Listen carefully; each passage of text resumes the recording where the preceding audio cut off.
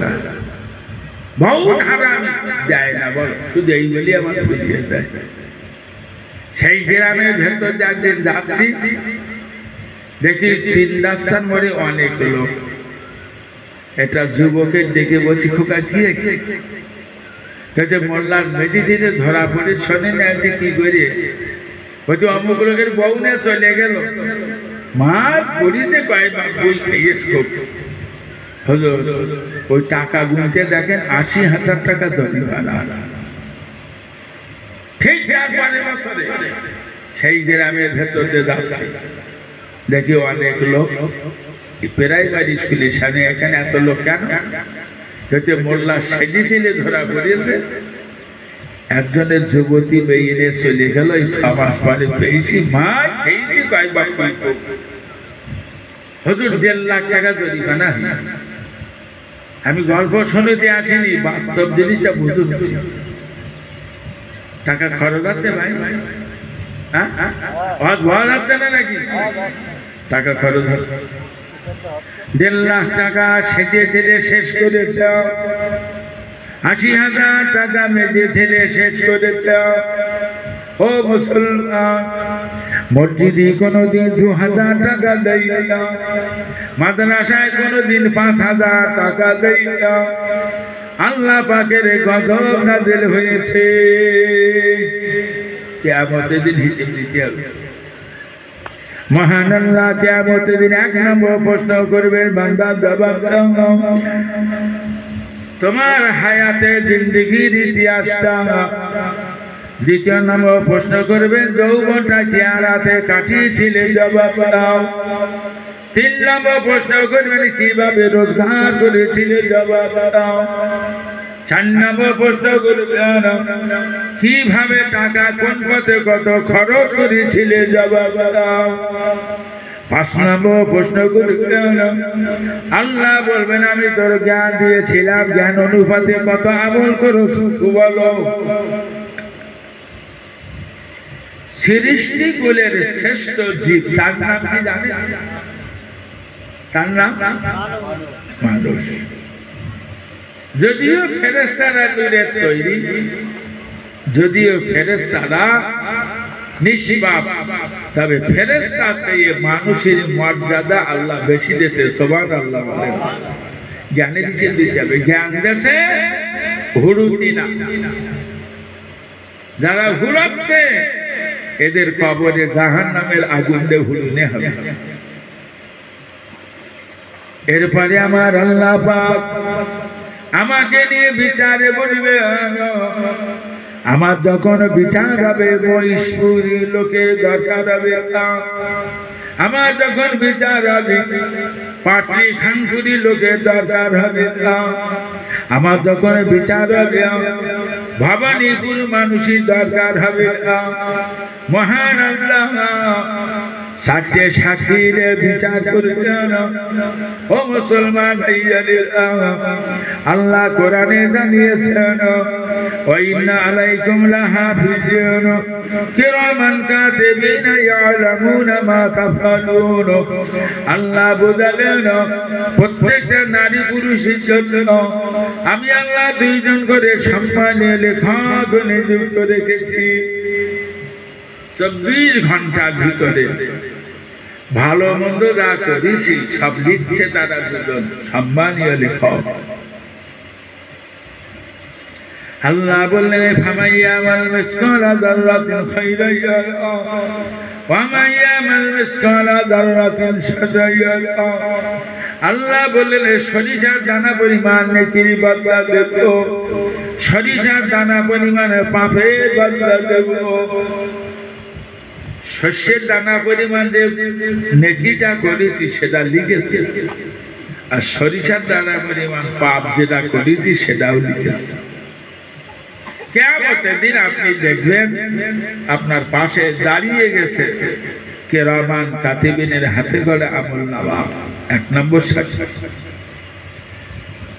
ওগো আমার সোনার মালিকেরা, প্রত্যেকটা নারী পুরুষের কবর দেওয়ার সময় আমরা কাফনের কাপড় পরাই। কাফন বলেন, দেখবেন নারী হোক আর পুরুষ হোক, একটা সাদা কাপড়ের মাঝখানে গোল করে কেটে মাথাটা পাট করে একটা জামা করে দেয়। এটা মহিলারও দেয়, পুরুষেরও দেয়। মাথার দিকে এক বিঘা, পায়ের দিকে এক বিঘা, লম্বা লম্বা দুটো চাদর নারীরও দেয়, পুরুষেরও দেয়। তিনটে দড়িতে বেঁধে কবরে শোয়ানো হয়। তবে মহিলার দুটো কাপড় বেশি দেয়।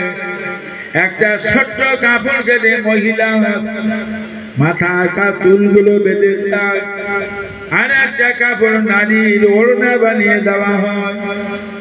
এই মহিলা, তোমাকে কবরে শোয়ানো সাথে সাথে রুমান নামক একটা ফেরেশতা কবরে প্রবেশ করে ওই মহিলাকে ডেকে বসায়। সে তো কাট কাট দিয়েছে, বল উঠে বসো, উঠে বস। পুরুষ মানুষটার কবরে শোয়ানো সাথে সাথে রুমান নামক ফেরেশতা পুরুষের কবরে পৌঁছে যায়। ওই পুরুষটাকে ডেকে বসায়। রুমান ফেরেশতা বলে, পুরুষটার গায়ে জামাটা গায়ে রাখা, মহিলার গায়ে জামাটা গায়ে রাখা, মহিলার মাথার চুল লাগা কাপড়া মাথায় থাকল, মহিলার ওড়নাটা গায়ে দেখল, নারীর দেহ থেকে লম্বা চাদর দুটো খুলে নেবে।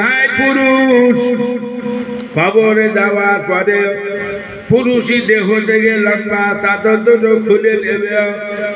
একটা কাপড় নিয়ে ফেরেশতা সাদা আঙ্গুলিটার কলম বানাতে বলবে, মুখের থুতুটাকে কালি বানাতে বলবে, টপটা করে লেখো জীবনে কত নামাজ পড়েছো, কত রোজা করেছো, জীবনে কোন মসজিদে কোন মাদ্রাসায় কত দান করেছো, জীবনে কত হাজার কালেমা পড়েছো, জীবনে কত হাজার তাওবা পড়েছো, কত হাজার দরুদ পড়েছো, সব কথাগুলো মনে হবে।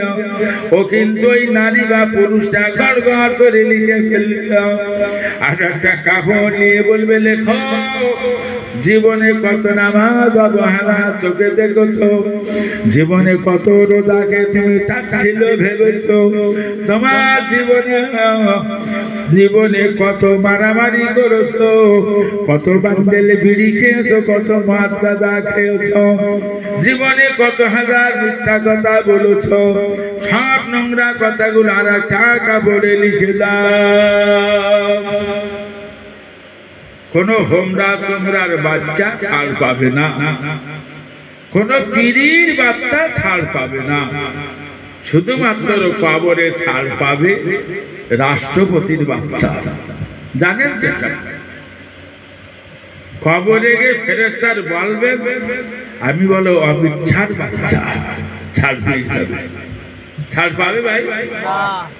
আল্লাহ বলবে, যখন অমিত ছাড় বাচ্চা বলছে ওর একটু বেশি করে আগুন দিয়ে ঘুরিয়ে দেবে, আরো বেশি। বুখারী আর মুসলিমের হাদিস এসেছে, ইয়া মাশারাল কুরাইশিন আনফুসাকুম মিনান নারি লা গুনানকুম মিনাল্লাহি শাইআ, ইয়া ফাতিমা বিনতে মুহাম্মদ সান গুনানকুম মিনাল্লাহি শাইআ। হাদিস বুখারী মুসলিমে লেখা।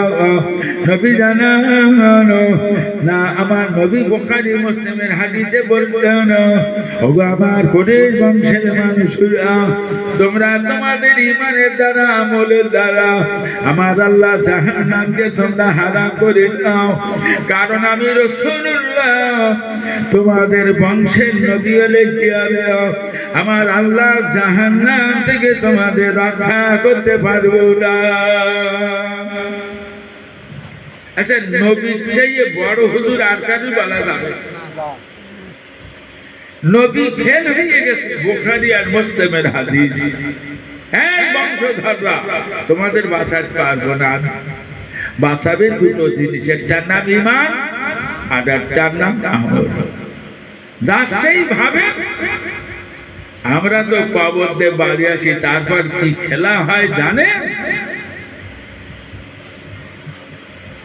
আল্লাহ নবী বুখারী মুসলিমের হাদিসে হযরত ফাতেমা রাদিয়াল্লাহু তাআলা আনাকে ডেকে বলেন, গো বেটি, ঈমান আমল ভালো করে কবরে যাবে। আমি তোমার বাপ আখিরি জামানার নবী, আমার আল্লাহ জাহান্নাম থেকে আমি তোমায় রক্ষা করতে পারবো না। কিয়ামতের দিন আপনি দেখবেন এপাশে দাঁড়িয়ে গেছে, কবরে বসে তৈরি করেছিল কাফনের কাপড় দুটো। 2 নম্বর সাক্ষী। ও ছেলেরা মেয়েরা, আমার আল্লাহ কিয়ামতের দিন 3 নম্বর সাক্ষী দেখলাম। কোরআনে আল্লাহ বুঝিয়েছেন, আলিয়াউমা নাখতিমু আলা আফওয়াহিহিম ওয়া তুকাল্লিমুনা আইদিহিম ওয়া তাশহাদু আরজুলুহুম বিমা কানু ইয়াকসিবুন। আল্লাহ বললেন, বান্দা বিচারের সময় আমি তোর জবানটাকে সিল করে দেব। ও বান্দা বান্দি, তোমার বিচারের সময় আমি আল্লাহ তোমার জবানকে সিল করে দেব। তোমার হাতের আর পার জবান খুলে দেব। কথা বলবে হাত আর পা। আমরা তো হাতে পার বিরাট যত্ন নিচ্ছি, কিন্তু এরা দুজন কিয়ামতের দিন জীবনে যত ভালো মন্দ কাজ করি সব বলবে, সব যত পাপের কাজ করেছি, যত ভালো কাজ করেছি সব বলবে নিজের হাত আর পা। তাহলে আমার বিচারের সময় আপনাদের দরকার আছে আল্লাহ, আমার বিচারের সময় আপনাদের দরকার হবে। চতুর্থ নম্বর সাক্ষী নেবে এই মাটি জমি, যে মাটিটার উপরে দাঁড়িয়ে নামাজ পড়েছেন, যে মাটিটার উপরে বসে ওয়াজ শুনেছেন, যে মাটিটার উপরে দাঁড়িয়ে জানাজা পড়েছেন, যে মাটিটার উপরে বসে আল্লাহর কাছে কেঁদেছেন, যে মাটিটার উপরে বসে কোরআন তেলাওয়াত করেছেন, যে মাটিটার উপরে দাঁড়িয়ে মিথ্যা কথাটা বলেছেন, যে মাটিটার উপরে দাঁড়িয়ে লোকের কান পাটি ধারে চর নিয়ে গেছেন, যে মাটিটার উপরে বসে লোকের বিবির সঙ্গে ব্যভিচার করেছেন, না না মুসলমান, কিয়ামতের দিনে জমিন জান্নাতে সাক্ষী হবে। তাহলে বলে আমার বিচারের সময় আমার গ্রামের লোকের দরকার হবে। 1 নম্বর সাক্ষী কিরামান কাতিবিনের হাতে গলা আমল নামা। 2 নম্বর সাক্ষী কবরে বসে তৈরি করেছিল কাফনের কাপড় দুটো। 3 নম্বর সাক্ষী নিজের হাত আর পা। 4 নম্বর সাক্ষী এই জগৎ। এখন তো বিজ্ঞান বিরাট উন্নত। অনেক আগে অসত্য তখন দেখতো সব টেপ রেকর্ড নিয়ে যাতে মিলাতে, প্রচুর টেপ রেকর্ড ছিল, ছোট বড় নানান রকমের টেপ রেকর্ড। তার গাছ দেখি এখন সব মোবাইলই ওয়াজ ধরে রাখছে। 20 বছর আগে কোথায় কিভাবে হাত পা নেড়ে ওয়াজ করেছি এখন দেখিয়ে দেয়। 20 বছর আগে কি বলেছি সব বলছে মোবাইল। আর এখন যে মোবাইলই ওয়াজ ধরছে, 50 বছর পরে আপনারা মোবাইলে জিজ্ঞেস করবেন এরা আজকে কি ওয়াজ করেন বলে দেবে, এত উন্নত বিজ্ঞান। আচ্ছা ভাই, এই ওয়াজগুলো মোবাইলে ধরে রাখবে কি বলে মেমোরি। মেমোরি দেখেছেন কত লম্বা বলেন? একটুখানি তেঁতুলির খোলা, তেঁতুলির দানা ভাঙলি, মাঝখান দিয়ে ভাঙলি যেরাম দেখা ওইরাম একটুখানি। বলছি হুজুর আমার এই মেমোরিটা 64 জিবি। আমি তার মানে কি? হুজুর এ বাংলায় সে বাংলায় কোনো হুজুর নেই, যে হুজুরির ওয়াজ আমার মোবাইলে নেই, ওইটুকান মোবাইল। এখান থেকে একবার হারিয়ে যায়, খুঁজে পাওয়া কঠিন। আর একজন বলছি হুজুর আমার এই মোবাইলে ঢাকা থেকে বোম্বাই পর্যন্ত যত নায়ক নায়িকা আছে এর ছবি আর গান বাজনা আমার ভিতরে। এত উন্নত। আচ্ছা বলেন এই মেমোরি আর মোবাইল তৈরি করেছে জেনেরা না ফেরেশতারা? কারা করে? মানুষই করে। আচ্ছা মানুষই তৈরি করে কেনা? আল্লাহ। আল্লাহ সৃষ্টি মানুষ এ যদি এত উন্নত মানের মোবাইল তৈরি করতে পারে, মেমোরি তৈরি করতে পারে, একটু বলবেন আল্লাহর কুদরতি মেমোরিটা এই মেমোরি চেয়ে দুর্বল না সবল? এই কয়েকদিন আগে ভারত অস্ট্রেলিয়া খেলা হয়ে খেলা তো দেখলাম রাস্তার ধারে ধারে সব বড় পর্দায় খেলা দেখাচ্ছে, ফোনে হচ্ছে খেলা, আর এই ঘুনি পার্টি রাস্তা ধারে পর্দায় সেই খেলা দেখাচ্ছে। ও ছেলেরা মেয়েরা, আল্লাহর কুদরতি মেমোরিটা কিয়ামতের দিন বড় পর্দায় লাগিয়ে দেবে। দেখে নে বান্দা, কোথায় বসে আমার কাছে কেঁদেছিল, কোথায় দাঁড়িয়ে নামাজ পড়ছিল, কোথায় দাঁড়িয়ে মিথ্যা কথাটা বলেছিল। বান্দা দেখে নে কোথায় কার বিবির সঙ্গে তুই ব্যভিচার করছিল, কোথায় দাঁড়িয়ে মিথ্যা কথাটা বলেছিল। সমস্ত নোংরা কথাগুলো কিয়ামতের দিন আল্লাহ বড় পর্দায় দেখিয়ে দেবে। এইবার বলে আমার যখন বিচার হবে, আমার বিবি ছেলে মেয়ে আল্লাহর দরকার হবে? চারটে সাক্ষী আর মেমোরি, তাহলে আমার বিচারের সময় আমার ছেলে মেয়ে বউদার আল্লাহর প্রয়োজন হবে? আমার বলে একা বিচারের কাজ করে দাঁড়াচ্ছে। এ মানুষ কবে ভাববে জানি রে, হাঁটুর বল কম না হলে ভাবে না। যুবক এখন থেকে ভাবো, আমি কিয়ামতের মাঠে একা একা আসামির কাঠ গড়ায় দাঁড়িয়ে বিচার আনতে হয় জান্নাত নাই জাহান্নাম। বর্তমান সমাজের বেশিরভাগ মানুষের ভিতরে আল্লাহর ভয় নাই। কোরআন বলছে নাহনু আকরাবু ইলাইহি মিন হাবলিল ওয়ারিদ, এই বান্দা বান্দি আমি তোমার ঘাড়ে শিরা চাইয়ে কাছে। আপনারা বসেছেন 10 হাত 20 হাত 50 হাত দূরে, আল্লাহ বলে 1 হাত দূরে। আল্লাহ কোথায় আছে? বলছে তোর ঘাড়ে শিরা চাইয়ে কাছে। কোরআনে আল্লাহ একাধিক জায়গায় বলেছেন ইয়া আইয়ুহাল্লাযীনা আমানুত্তাকুল্লাহ, হে ঈমানদার বান্দা বান্দীরা তোমরা আমার ভয় করো। আল্লাহ কোরআনে বললেন ফালিয়াযাহাকু কালীলান ওয়া লিয়াবকু কাসীরা, মুসলমান বেশি বেশি করে কাঁদো, তোমরা কম কম হাসো। ও আমার সোনার মানিকেরা, কোরআনে একাধিক জায়গায় এসেছে মিজান মিজান মিজান মানে দাড়িপাল্লা। আল্লাহ পাক কিয়ামতের দিন সূক্ষ্ম দাড়িপাল্লা ব্যবহার করে কেন ওই দাড়িপাল্লায় আমার জীবন আমি কতটা কেঁদেছি, কান্নাগুলো দাড়িপাল্লায় ওজন করে দেখতে হলো। যদি তোর কান্নার পাল্লা ভারী হয় নিশ্চিত আল্লাহ জান্নাত দেবে। আমার জীবন আমি কতটা হেসেছি, হাসিগুলো কিয়ামতের দিন দাড়িপাল্লায় ওজন করে দেখতে হলো। যদি হাসি পাল্লা ভারী হয় জগতের কোন পীরের বাপের ক্ষমতা নেই আমার জান্নাত এনে যাবে। ও ছেলেরা মেয়েরা, বেশি বেশি করে কাঁদো, কম কম হাসো, আমার আল্লাহর ভয় করে চলো। আল্লাহ কোরআনে বললেন আমার খালাকুল জিন্না ওয়াল ইনসা ইল্লা লিয়াবুদুন, জিন আর মানব দুটো জাতির আমি তৈরি করেছি আমার ইবাদত উপাসনার জন্য। জীবনে কে কত ইবাদত করেছেন, ইবাদত গুলো দাড়ি পাল্লায় ওজন করে দেখছেন।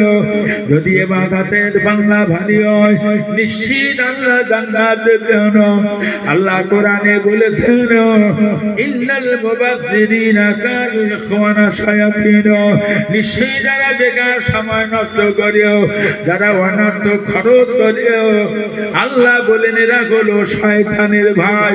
আমার বেকার সময় নষ্ট কতটা হলো, কিয়ামতের দিন আমার আল্লাহ পাক ওজন করে দেখবেন মুসলমান, বেকার সময় নষ্টর বাংলা যদি ভারী হয়, পৃথিবীর কোন পীরের বাপের ক্ষমতা নেই আমার জান্নাতে নিয়ে যাবে।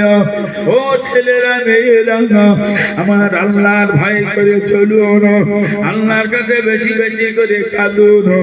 বুখারী মুসলিমের হাদিসে নবী বলেছেন, দুনিয়া ও মাজরাতুল আখিরাহ, দুনিয়াটা আখিরাতের জন্য শস্য ক্ষেত, চাষবাস করার জায়গা, এখান থেকে চাষবাস করে গুছিয়ে দাও কবর আর কিয়ামতে খাওয়ার জন্য। আমরা এমন একটা জীব কিছু সময় না খালি থাকতে পারলে বুঝতে পারেন, ছটফট করে খাবার চালায়। এই যে রমজান মাসে রোজায় ছিল ভাই, রমজান মাসে ভোরবেলা সেহরি করি না, এক বাসন করে পান্তা খাইছি, দুপুরে শাস্তা খাওয়া হয়নি, আবার ইফতার করে মাগরিব পড়ি তো না, মাগরিবের ঘরে ইফতার করে দেখি, ইফতার করে মাগরিব পড়ি, তাহলে হিসেব মতো দুপুরে শাস্তা খাওয়া হয়নি। তাই দুই চারটা লোকের সঙ্গে দুপুরের পরে একটু আলাপ করে শোক নেই ভাই, কয় দিকে ঠিক নেই। আর একজন বলছে হুজুর রোজায় আছে তো, রোজা ধরে লেগেছে,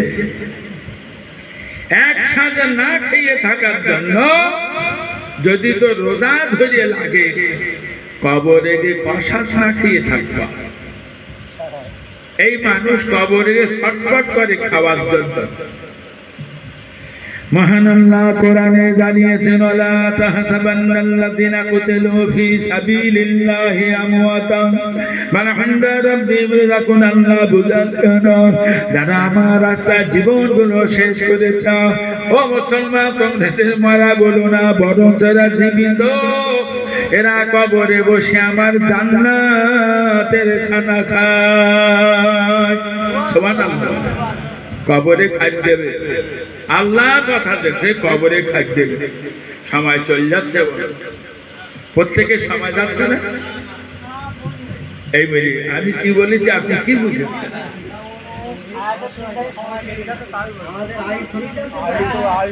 আমাদের সময় চলে যাচ্ছে, এখন যেটা চলে গেছে বা যাচ্ছে আল্লাহ রাস্তায় না শয়তানের রাস্তায়। বেরেনে জিজ্ঞেস করেন, শ্রোতা তো ওয়াজ শুনে শুনে যা ওয়াইজিন হয়ে গেছে, বেরেনে জিজ্ঞেস করেন আমার সময় চলে গেছে, যে সময়টা চলে গেছে আল্লাহ রাস্তায় কত শয়তানের রাস্তায়। যদি আমার আল্লাহ রাস্তায় সময় নষ্ট হয়, আল্লাহ কোরআনে ওয়াদা করেছে তোর কবরে জান্নাতের খানা খাওয়াবো। ও ছেলেরা মেয়েরা, সময় যদি আমার শয়তানের রাস্তায় ব্যয় হয়, আমার আল্লাহ কবরে আমাকে আপনাকে খাওয়াবে। আর তিরমিজি শরীফের হাদিসে লেখা আছে, শাহী দরবারে একটা বড় সাগর আছে, সাগরটার নাম হলো গাছাক। ওই গাছাক সাগরে জামারা কাছে পূজা রক্ত, তোকে পূজা রক্ত খাওয়াবে। আবু দাউদ নাসাই শরীফের হাদিসে লেখা আছে, ওয়ান আনাস রাদিয়াল্লাহু তাআলা আনহু قال قال رسول الله صلى الله عليه وسلم لو ان ظلمنا وسجد على في الدنيا لم تنحل الدنيا। আল্লাহ নবী জানানো, এক বালতি রক্ত পুঁজ পৃথিবীতে ফেলে দিলে তামা পৃথিবী দুর্গন্ধ হয়ে যাবে। ওই নোংরা জিনিস তোর কবর কিয়ামতে খাওয়াবে। যা সেই সামলা, কেউ কেউ বাঁচাতে পারে না, আর পারবেও না। জানাজা পড়ে কবর দেওয়ার পরে কবরে আমার একাই থাকতে হবে। তার বছর থাকতে তার কোনো অঙ্ক নেই, সেখানে আলোনি আলোনি অন্ধকার। কবর এত অন্ধকার।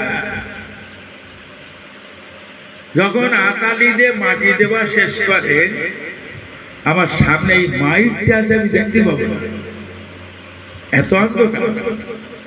তার ভিতরে সাপ, বিষাক্ত সাপ, ওর ভেতরে সব। এই জন্য আমার আগে মা সাহেব বলছিলেন যে ওখান থেকে এখান থেকে গছিয়ে নে, ওখান চলো, ওখান গিয়ে শোভা। যারা আল্লাহ পাকের খুশি করে কবরে যান, ওদের কবরে শোয়ানো সাথে ওই কবরের ভিতরে জান্নাতের বিছানা বিছিয়ে দেওয়া হয়। মন কান্না করে সওয়ালের জবাবটা দিতে হয়। বসিরহাটের আল্লাহ নামাজ শিক্ষা শুরুতে দিকে দেখলাম, কবরে যাওয়ার পরে মন কান্না করে সওয়ালের জবাব আল্লাহ রাব্বি মুহাম্মাদুন নবী আল ইসলামউদ্দিন আল কুরআনুল ইমামি আল কাবাতুল কিবলাতি আল মুমিনুনা ইখওয়ানি। ও মুসলমান, এই সাদা বাক্য কবরের ভিতরে দিয়ে বলতে হয়। মন কান্না করে কবরে দিয়ে জিজ্ঞেস করি, তোমার প্রভুকে জবাব দাও, যে নারী পুরুষটা আল্লাহকে খুশি করে কবরে গেছে, ও জবাব দেবার হবে আল্লাহ রাব্বি। দ্বিতীয় নাম প্রশ্ন করবে, তোমার নবীর নাম কি, জবাব দাও। প্রশ্ন জবাব হবে মুহাম্মাদুন নবী। এই কথা কোন নারী পুরুষ বলবে? যে নারী পুরুষ গুলো নবীর খুশি করে কবরে গেছে। তিন নম্বর প্রশ্ন করবে, তোমার ধর্মের নাম কি, জবাব দাও। ওই সময় বলতে হবে আল ইসলামউদ্দিন। এই কথা কোন কোন নারী পুরুষের জবাব দেবার হবে? যে নারী পুরুষ আল্লাহকে নবীকে খুশি করে কবরে গেছে। চার নম্বর প্রশ্ন করবে কবরে, তোমার ইমাম কি, জবাব দাও। আল্লামা রুহুল আমিন লিখেছেন, চার নম্বর প্রশ্নের জবাব হবে আল কুরআনুল ইমামি, কোরআন আমার ইমাম। পাঁচ নম্বর প্রশ্ন করবে, জবাব দাও তোমার কিবলা কি। ওই সময় জবাবে বলতে হবে আল কাবাতুল কিবলাতি। ওই নারী পুরুষরা বলবে, যে নারী পুরুষ আল্লাহকে নবীকে খুশি করে গেছে। 6 নম্বর প্রশ্নের জবাব হবে আল ইসলাম। 6 নম্বর প্রশ্নের জবাব হবে আল মুমিনুনা ইখওয়ানি। মুমিন আমার ভাই। এই কথাটা কে কে বলবে? কোন কোন নারী পুরুষ কবরে দিয়ে বলবে? যে নারী পুরুষগুলো আল্লাহর মুমিন বান্দাদের সঙ্গে সম্পর্ক রেখে কবরে গেছে। কোরআনে আছে, ফালা তাকুযু বাদা যিকরা মাল কওমিজ জালিমিন। আল্লাহ বুঝালে আমাকে আল্লাহ বলে বিশ্বাস করার পরে শরীয়ত লঙ্ঘনকারীদের সঙ্গে তোমরা সুসম্পর্ক রেখো। আমরা বহু মানুষ ধরা পড়ে যাব। যদিও আমি নামাজ রোজা করি, তবে ধরা পড়ব। কারণ লোকের কাছে টাকা চাইছি, এমন এমন লোকের কাছে টাকা নিচ্ছি, নামাজও পড়ে না, নারবাজি করে, মদ খায়, নোংরামি করে, তার কাছে টাকা নিচ্ছি। ওর সঙ্গে ওটা বসা করে নিষেধ কোরআন বলছে। প্রথম আসামিতে আমি ধরা পড়ি, কারণ মাদ্রাসা চালাতে বছরে 80 লাখ টাকা আমার কুলোয় না।